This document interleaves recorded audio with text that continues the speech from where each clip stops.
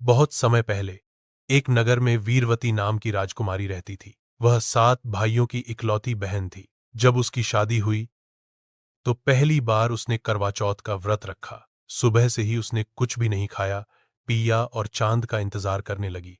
जैसे जैसे शाम ढलती गई उसे भूख प्यास सताने लगी। बेचैन होकर वह बार बार कहती, अरे कब आएगा चांद, मैं अब और भूखी नहीं रह सकती। यह देखकर उसके भाई परेशान हो गए।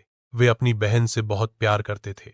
वे चाहते थे कि बहन भूखी प्यासी न रहे। इसलिए उन्होंने चाल चली।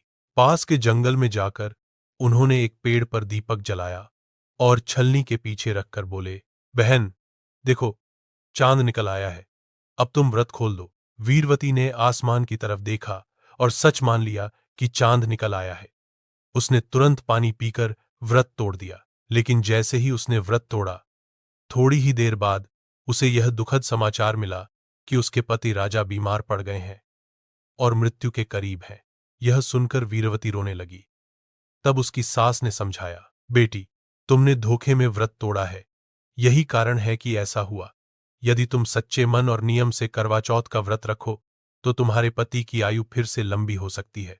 वीरवती को अपनी गलती का एहसास हुआ। अगले वर्ष उसने पूरे नियम विधान से करवा चौथ का व्रत किया। उसकी सच्ची श्रद्धा और भक्ति से उसके पति का स्वास्थ्य ठीक हो गया और वह दीर्घायु हुए। तभी से यह मान्यता है कि करवा चौथ का व्रत यदि पूरी निष्ठा और सच्चाई से किया जाए तो पति की उम्र लंबी और जीवन सुखमय होता है।